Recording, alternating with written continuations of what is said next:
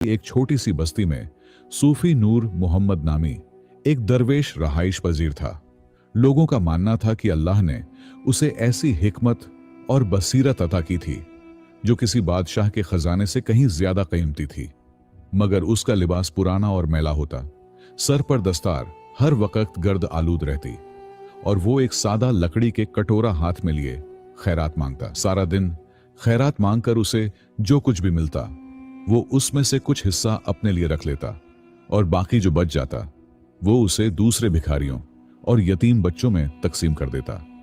वो रात का कुछ हिस्सा नींद में गुजारता और बकीया हिस्सा अल्लाह की इबादत में मशगूल रहता।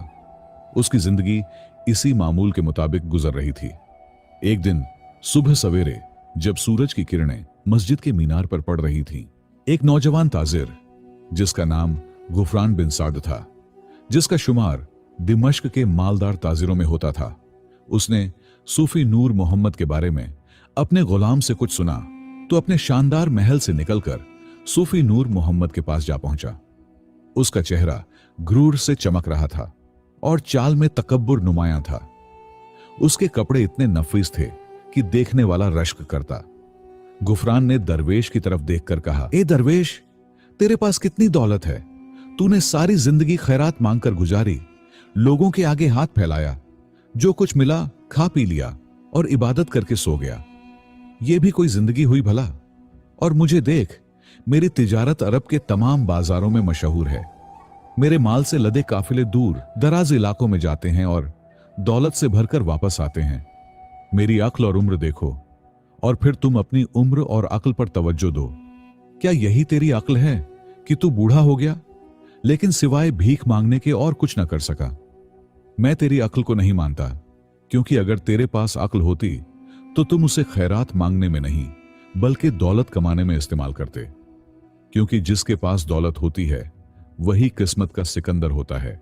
सूफी नूर मोहम्मद ने नरमी से मुस्कुराकर जवाब दिया, बेटे, तूने अपनी किस्मत को मान लो दौलत समझ लिया, लेकिन याद रख कि अक्ल जब तक किस्मत से आगे ना बढ़े जिंदगी का असल मकसद पूरा नहीं होता। गुफरान ने कहकहा लगाकर बोला, ठीक है दरवेश, अगर तेरी हिकमत इतनी बुलंद है तो मेरे साथ आ। मैं तुझे एक इम्तिहान दूंगा। अगर तू जीत गया तो मैं तेरा पैरोकार बन जाऊंगा, वरना तुझे इस शहर से निकलना पड़ेगा। सूफी नूर मोहम्मद ने आंखें बंद की और बस इतना कहा, अल्लाह की जो मर्जी। अगली सुबह गफरान सूफी नूर मोहम्मद को अपनी आलीशान हवेली ले गया। उसने एक कमरा दिखाया जिसमें 3 दरवाजे थे। हर दरवाजे पर ताला लगा था और उन पर नक्शो निगार कंदा थे। गुफरान ने कहा, इन 3 दरवाजों में से एक के पीछे खजाना है जिसमें सोने के सिक्के हैं। बाकी 2 दरवाजों के पीछे खतरा है। एक दरवाजा खुलेगा तो जहरीले नाग निकल आएंगे और दूसरा खुलेगा तो शोलों का समंदर बह निकलेगा। तेरी बसीरत बता, कौन सा दरवाजा खोलना है? सूफी नूर मोहम्मद ने न नक्शों को गौर से देखा, न तालों की साख्त जानी, बस सजदे में गिरकर दुआ मांगी, ए अल्लाह, मेरे दिल को सही राह दिखा ताकि तेरी रजा से फैसला करूं। चंद लम्हों बाद उसने पहला दरवाजा खोला और एक तारीक कमरे में दाखिल हुआ जहां कुछ दिखाई न देता। गुफरान हंसकर बोला, दरवेश, अब तू हार गया। यह तारीख कमरा मौत की निशानी है। मगर उसी वक्त सूफी नूर मोहम्मद ने अपनी लाठी जमीन पर मारी और कहा, जहां अंधेरा छाता है वहां से रोशनी की इब्तिदा होती है। कमरे में एक रोशनदान खुला और एक छुपा हुआ खजाना नजर आया। जब खजाना खोला गया तो उसमें सोने के सिक्के थे और एक कागज भी था जिस पर लिखा था, हिकमत से काम लेने वाला कभी नाकाम नहीं होता। इस पैगाम ने गुफरान के चेहरे की चमक मांद कर दी।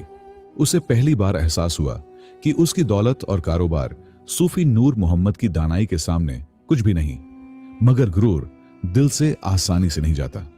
उसने सोचा कि एक और इम्तिहान लिया जाए जो दरवेश को नाकारा साबित कर दे।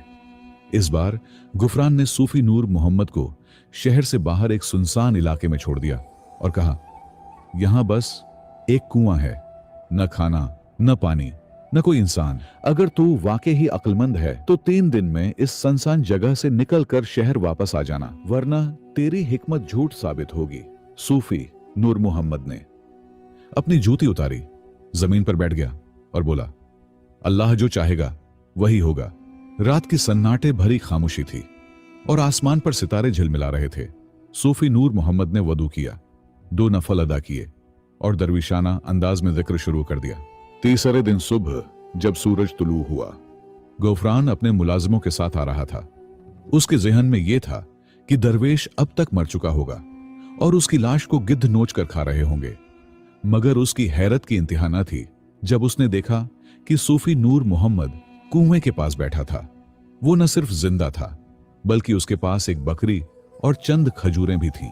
गुफरान ने हैरानी से पूछा, यह सब कैसे मुमकिन हुआ? तेरे पास ये इतनी मोटी ताजी बकरी और ये खजूरें कहां से आईं? सूफी नूर मोहम्मद ने नरमी से कहा, किस्मत उस पर मेहरबान होती है जो अल्लाह की राह में सब्र करता है। एक राहगीर जो भटक गया था, वो चलता चलता मुझसे आ मिला। उसने दुआ मांगी, मैंने उसे रास्ता बताया और उसने मुझे ये बकरी